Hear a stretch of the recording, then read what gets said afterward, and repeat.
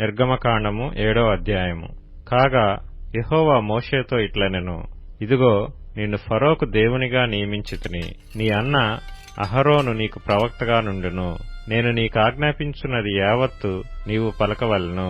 ఫరో తన దేశములో నుండి ఇశ్రాయేలీయులను పోనీయవలెనని నీ అన్నయైన అహరోను అతనితో చెప్పును. అయితే నేను ఫరో హృదయమును కఠినపరచి ఐగుప్తు దేశములో నా సూచక క్రియలను నా మహత్కార్యములను విస్తరింపచేసెదను. ఫరో మీ మాట వినడు గాని నేను నా చెయ్యి ఐగుప్తు మీద వేసి గొప్ప తీర్పుల చేత నా సేనలను ఇశ్రాయేలీయులైన నా ప్రజలను ఐగుప్తు దేశములో నుండి వెలుపలికి రప్పించెదను. నేను ఐగుప్తు మీద నా చెయ్యి చాపి ఇశ్రాయేలీయులను వారి మధ్య నుండి రప్పింపగానే నేను యెహోవానని ఐగుప్తీయులు తెలుసుకొందురనెను. మోషే అహరోనులు యెహోవా తమకు ఆజ్ఞాపించినట్లు చేసిరి, అలాగుననే చేసిరి. వారు ఫరోతో మాట్లాడినప్పుడు మోషేకు 80 ఏండ్లు, అహరోనుకు 83 ఏండ్లు.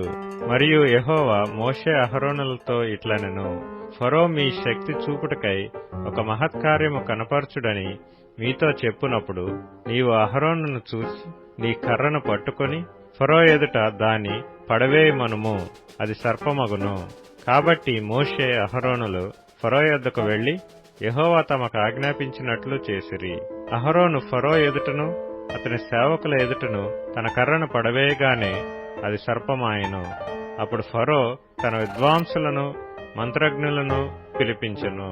ఐగుప్తు శకునగాండ్రు కూడా తమ మంత్రముల చేత అలాగే చేసిరి.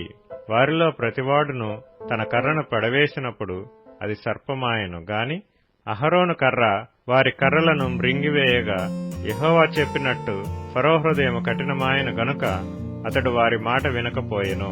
తరువాత యెహోవా మోషేతో ఇట్లనెను, ఫరో హృదయము కఠినమైనది, అతడు ఈ ప్రజలను పోనీయనొల్లడాయెను. ప్రొద్దున నీవు ఫరో యొద్దకు వెళ్ళుము, ఇదిగో అతడు ఏటి దరికి పోవును.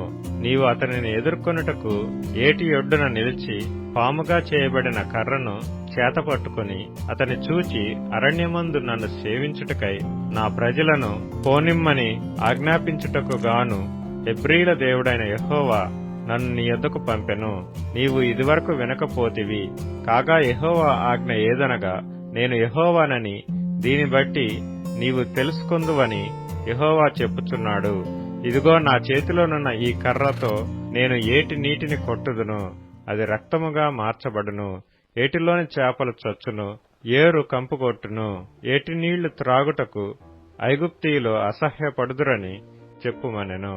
మరియు యెహోవా మోషేతో ఇట్లనెను, నీవు అహరోనుతో నీ కర్రను పట్టుకొని ఐగుప్తు జలముల మీద అనగా వారి నదుల మీదను వారి కాలువల మీదను వారి చెరువుల మీదను వారి నీటి గుంటలన్నిటి మీదను నీ చెయ్యి చాపుము, అవి రక్తమగును. ఐగుప్తు దేశమందంతటను మ్రాను పాత్రలలోను రాతి పాత్రలలోను రక్తము ఉండునని అతనితో చెప్పుమనెను. యెహోవా ఆజ్ఞాపించినట్లు మోషే అహరోనులు చేసిరి. అతడు ఫరో ఎదుటను అతని సేవకుల ఎదుటను తన కర్రను పైకెత్తి ఏటి నీళ్లను కొట్టగా ఏటి నీళ్లన్నీయు రక్తముగా మార్చబడెను. ఏటిలోని చేపలు చచ్చెను, ఏరు కంపు కొట్టెను. ఐగుప్తీయులు ఏటి నీళ్లు త్రాగలేకపోయిరి. ఐగుప్తు దేశమందంతటా రక్తము ఉండెను.